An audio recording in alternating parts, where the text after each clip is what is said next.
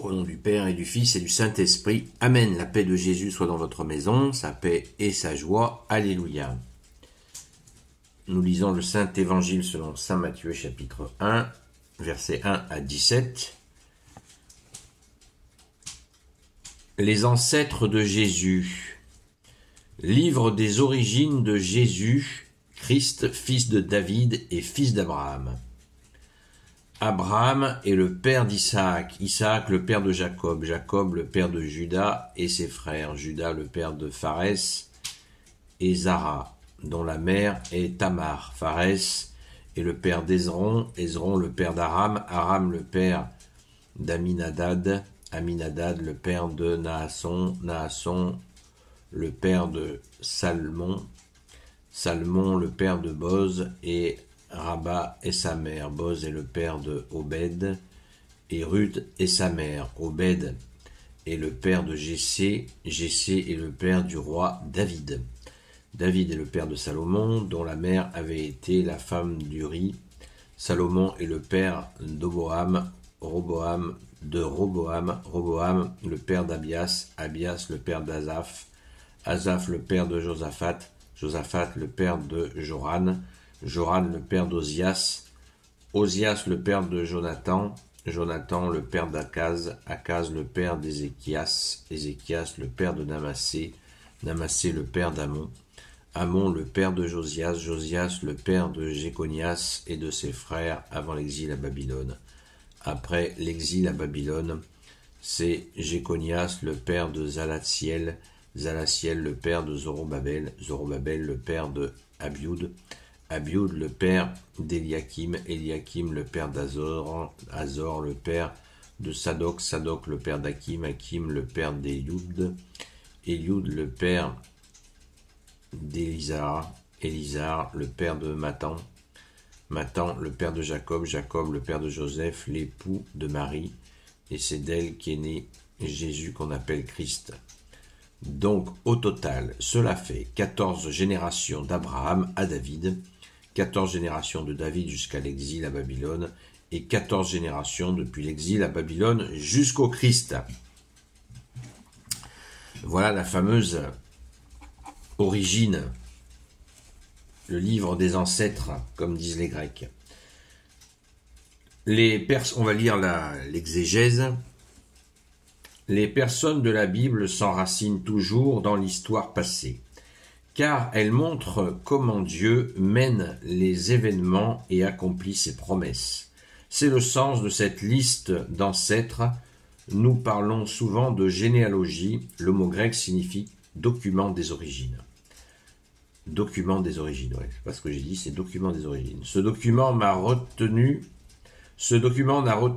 que 42 noms arrangés en 3 séries de 14, un chiffre symbolique pour les Juifs. Jésus est fils d'Abraham, le père des croyants, il est aussi fils de David, et tous savaient en Israël que le Sauveur serait un descendant de David.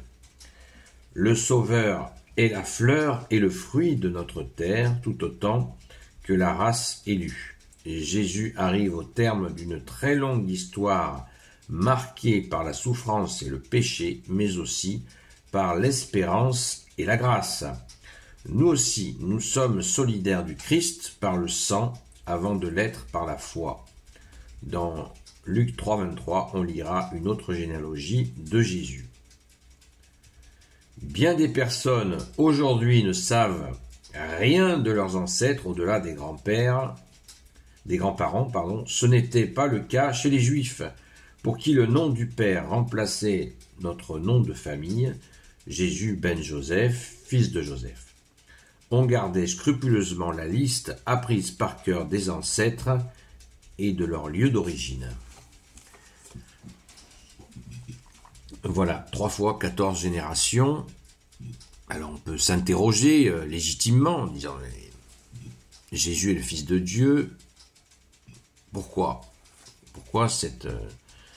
être venu dans cette... c'est la continuité, c'est Jésus est la suite de l'Ancien Testament, le Nouveau Testament, la suite de l'Ancienne Alliance, la Nouvelle Alliance. Donc c'est tout simplement la suite. Et donc, pardon, j'ai évoqué. Et donc, je disais donc que cette continuité qui est appelée en grec document des origines montre bien la perfection de l'avènement de Jésus, qui vient non pas comme un inconnu, mais bien à la suite de la première révélation du Père. C'est la cohérence totale. C'est très important à intégrer, car c'est parfait, c'est parfait. Toute la continuité des prophètes, il y aurait une trentaine de prophètes de l'Ancien Testament, avec le dernier Saint Jean-Baptiste, qui annonce Jésus. Voilà.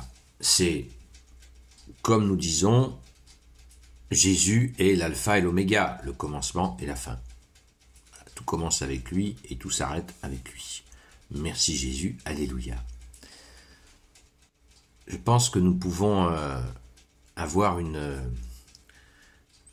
un sentiment d'action de grâce, une reconnaissance par rapport à cette continuité, parce que c'est un projet qui est donc de toute éternité, et il est à notre portée.